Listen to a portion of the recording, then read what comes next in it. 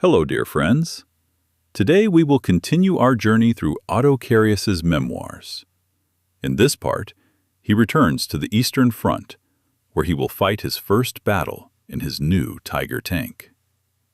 Don't forget to leave your opinion about this material and support this video with a like. Well, let's begin. By express train to the Leningrad Front.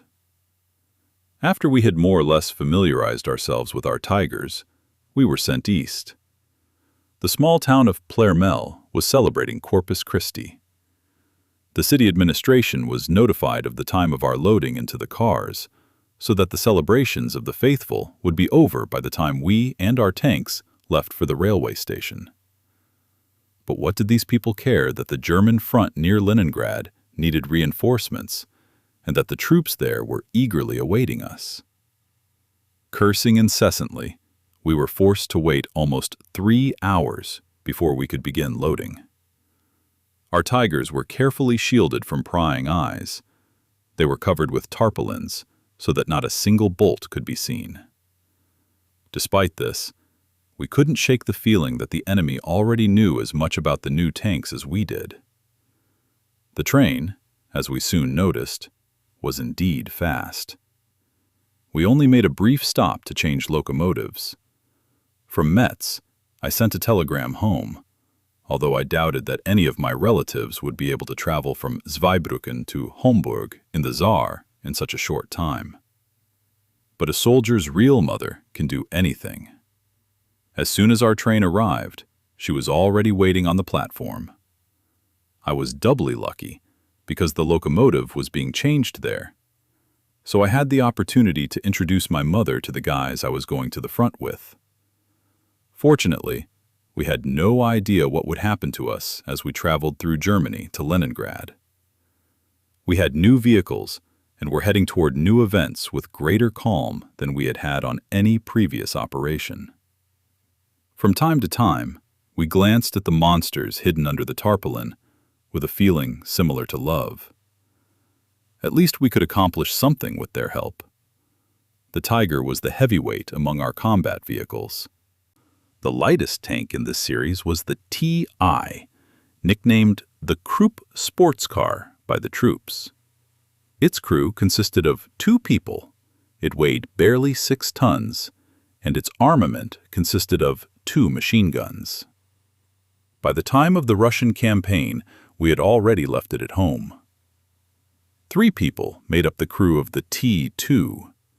It was slightly heavier than the T1 and also had a 20mm rapid-fire cannon. By that time, it was only used for reconnaissance purposes in light tank platoons. The T3 had a crew of 5. It weighed exactly 20 tons and was armed with a 50mm short-barreled gun, later a long-barreled gun, and 2 machine guns. The Czech Tank 38, T, was roughly equivalent to the T3 in terms of its parameters.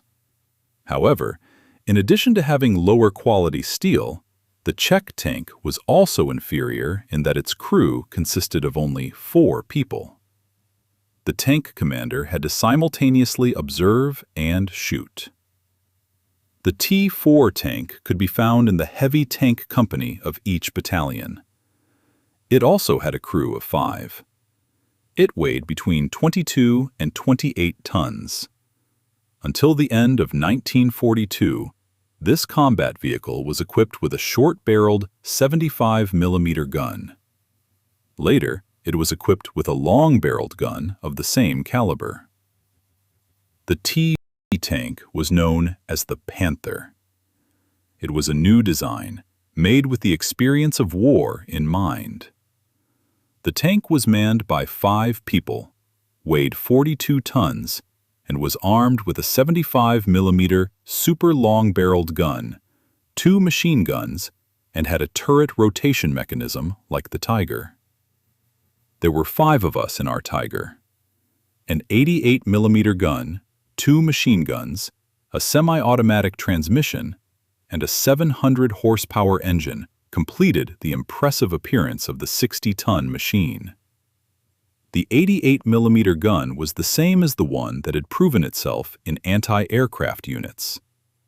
It was also used as a basis for the new anti-tank guns, but with an even longer barrel. Soon, we were to put the tank through a tough test. Our final destination was near Gatchina. There we experienced our first setback. There was no inclined ramp, and one of the Tigers tipped over, falling on its side. An encouraging start. The reports at the end of the first company's combat operations were also not very encouraging.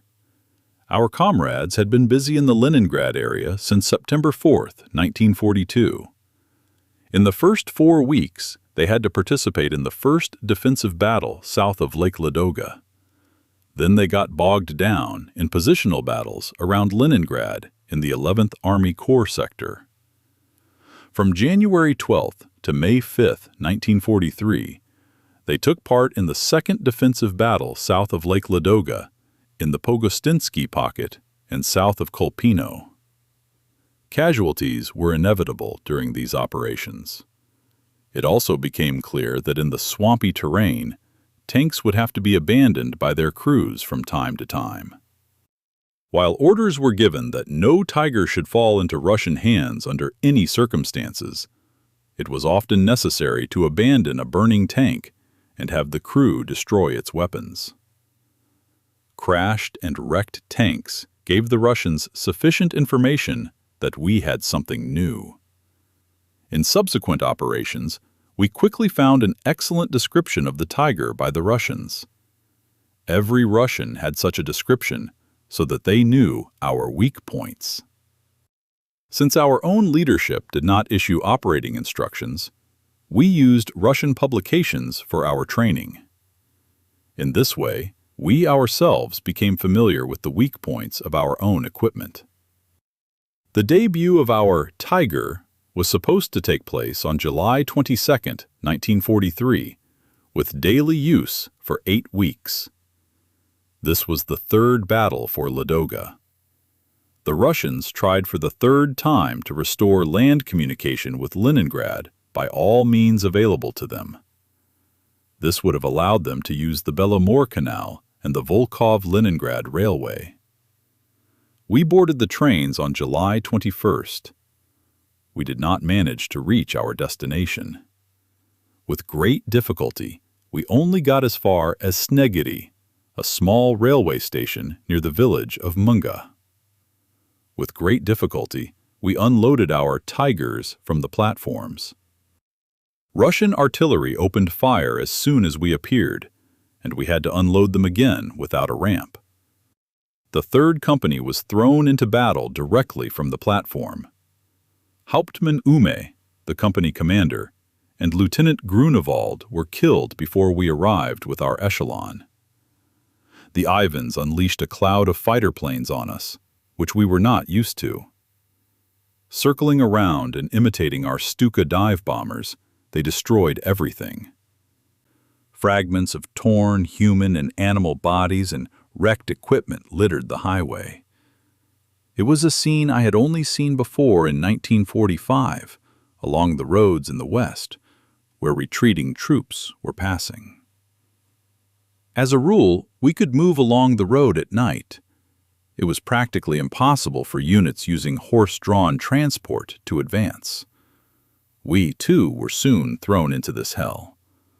We fought the Russians until the end of September. Neither side could boast of success, only losses. Signavino, Hill X, the road to Mazzurino, and the village codenamed Bunker. For all survivors, these names bring back memories of fierce battles. Battles took place here and there, day after day. Important positions often changed hands several times. Once, we fought with a company against the village of Bunker. I was moving from the southeast. It was supposed that as soon as I approached the village, I would be supported by an attack from the southwest of where I would be. However, when I reached the place, I waited in vain for the second group of Tigers. I never found out the real reason why our comrades from the other company left us in a difficult situation. We had to get out of it ourselves in the face of anti-tank positions. We caught a glimpse of several tanks, but soon we ourselves did not know where the front was and where the rear was. We were very lucky to get out of there without causing confusion in the Russian ranks. I was overjoyed that all my Tigers were back together again. Who would have had time in such chaos to follow orders and make sure that no damaged Tigers were left behind? Someone had thoughtfully provided each Tiger tank commander with a high explosive charge. It was attached vertically to a holder on the tank commander's right hand, next to the seat in the turret. With it, the gun could be destroyed without any effort. In addition to the hand grenades lying around the tank commander, this was another innovation. I would have gladly done without them. In the event that the tank received a fatal blow, its commander had a full guarantee that he would not fall into Russian hands. And if he did, it would be in such a state that he would be unrecognizable. In the end, I used the aforementioned holder to store a bottle of schnapps. For my crew of 5, it was a better sedative than any high-explosive charge. Sometimes we really believed that only alcohol would help us endure this damn slaughter. We were disappointed that the successes we had hoped for when we got the new vehicles never materialized. To top it all off, the command of our battalion changed almost as often as the height at Sychevka passed from hand to hand. Many comrades were killed. The platoon leader of our 3rd platoon, then Sergeant von Still, and also Sergeant Kinzel. He was one of my cheerful Austrians from the castle in Pleurmil, a loyal crown in the good old sense of the word. The futility of many measures taken in the immediate vicinity of the front also caused us discontent. For example, someone came up with the idea of strengthening the roads in the marshy area around Tosno. The plan was to build wooden decks and cover them with asphalt. The roads had already been laid to Gatchina itself and then approached the front. The Russians, of course, took advantage of this and the good roads for their offensive in January 1944. We had to make do with log decks for almost 3 years. The log decks were a story in themselves. Anyone who had to drive on them can tell you a thing or two. Despite the many branches, traffic jams were inevitable. It was impossible to drive off-road, even far behind the front line. Low-growing, swampy forests began immediately on the left and right sides. On one of my trips along this transport network, I once again showed myself in an unflattering light. I was returning from a meeting, wanted to get to the front, and, as always, was in a hurry. Suddenly, someone behind me started honking like crazy. I had to pull over onto one of the side roads and let him pass, because he clearly had a more powerful car and was in even more of a hurry than I was. But if we had turned onto one of those side roads, we would have almost certainly risked getting lost in the network of roads. The traffic was continuous, and no one would have stopped to let us back onto the main road. So I kept going, even when I looked back and saw that the car behind me had a staff flag. In the end, one of the usual traffic jams forced us to stop, and I soon received a heavy slap on the back of the head. It was the Hauptmann from Lindemann's headquarters, commander of Army Group North. He immediately gave me a dressing down. When I explained to him that my presence at the front was as important as his inspection, and that he probably wouldn't even be able to drive here if it weren't for the soldiers holding the front, he demanded my papers. "Report to the Army Commander and find out from him personally what is necessary and what is not," he announced in a threatening tone. And the next day, I found out what was necessary and what was not. Lindemann received me kindly. He had met my father during the battles at the Western Wall. Instead of a scolding, we had an amusing conversation. "This guy is so lucky," my comrade said when I returned from this rendezvous with a satisfied smile. After many weeks, the Russians were finally pacified in the sector south of Lake Ladoga. They fell silent again. We retreated from the front line and settled in Chernovo near Gatchina. Most of the vehicles were ready to be sent to repair shops. It was necessary to fix the minor problems that were common during the break-in period. Our company commander was transferred, and command of the company passed to his former deputy, Oberleutnant von Schiller. I remained the only other officer in the company until the following summer. During a lull in the fighting, I was assigned to reconnoiter the roads leading to Leningrad, which run north from Gatchina to the road along the coastline and the connecting roads between them. While doing this, I had to establish contact with the infantry on the front line. In addition, I had to check the strength of all bridges and drainage pipes. If necessary, military engineers had to reinforce them so that the span would accommodate the Tiger tank, and the passage would be decorated with the emblem of our tactical unit depicting a mammoth. Unfortunately, the Russians were the only ones who reaped the fruits of our work there when they advanced in 1944. During these reconnaissance trips, I had the opportunity to familiarize myself with the Leningrad Front.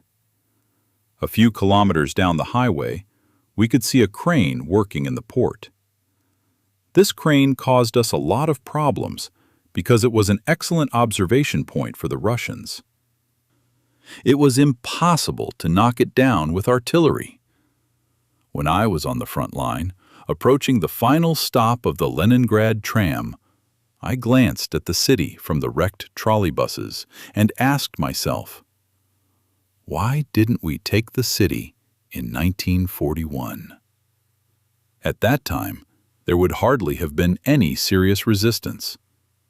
We learned from a female doctor who had been taken prisoner that the city was practically dying of starvation in the winter of 1941/42. The bodies of the dead were stacked on top of each other like piles of firewood. She said that life in Leningrad had now practically returned to normal. People go to work without hindrance. Where and when the Germans will open fire is known in advance. In addition, according to her, we had almost no ammunition left. When we later learned from the testimony of another prisoner that there were no soldiers left in Leningrad in 1941, and that the city had been practically abandoned by Russian troops at that time, even the last driver of the soldiers' canteen realized that this mistake could never be corrected. Although events at the front had been developing in the same direction for almost 3 years, nothing significant had been done to contain the Russian offensive, which was undoubtedly going to follow. They, the leaders, promised the division commanders that bulldozers would be sent from the deep rear in the fall of 1943. It was assumed that they would be used to dig anti-tank ditches in front of particularly dangerous sections of the front line. This was after we had already been there for 3 years. By the time these bulldozers finally arrived, the ground was so frozen that there was no point in even thinking about using them. The Russians, of course, made the best use of them the following spring. With Leningrad as the cornerstone of the Eastern Front, we could have spent the winter in well-prepared positions. This would have given us an acceptable starting point for a new offensive in the spring of 1942. The offensive on Moscow was given preference over the capture of Leningrad. The attack bogged down in the mud when the Russian capital, which had opened up before us, was within reach. What happened next in the infamous winter of 1941/42 cannot be conveyed in oral or written reports. German soldiers had to endure inhuman conditions against Russian divisions that were accustomed to winter and extremely well armed. Our regiments, or rather, what was left of them, held their positions for months, and it was a living hell for them. With frost-bitten limbs, half-starved and morally depressed, we were still able, incomprehensibly, to spend the whole winter in these initially held positions. Ask those who were on the Eastern Front during that first winter, or another winter or two, why they did not feel sympathy for those who were severely punished or sent to camps for inciting mutiny or sabotage or other similar offenses during the war. These are the very people who were later honored as heroes and martyrs. Did the ordinary soldier at the front stay there just for the pleasure of dying?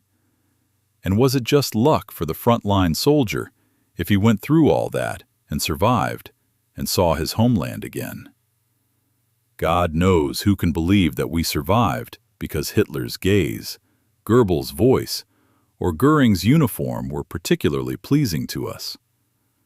How can you compare the concepts of government and homeland? We held our positions and tried our best because we were law-abiding. And when we could no longer think about it, driven mad by hardship, cold, and hunger, we held on, spurred on by fear and instinct. Yes, we followed our instincts, which made us believe that a great danger from the East threatened us and all of Western society. Cursing this damn war, we found ourselves on the Leningrad Front. But needless to say, we fell into line as soon as the order was given. Perhaps this is the spirit of the German soldier, which many often try to portray in a bad light. It manifests itself in demanding excellence from oneself, seemingly contrary to more sensible judgment, which leads to unexpected success and often turns almost inevitable defeats into victories. That's all for today. If you liked the video, please support it with a like and subscribe to the channel. See you all soon.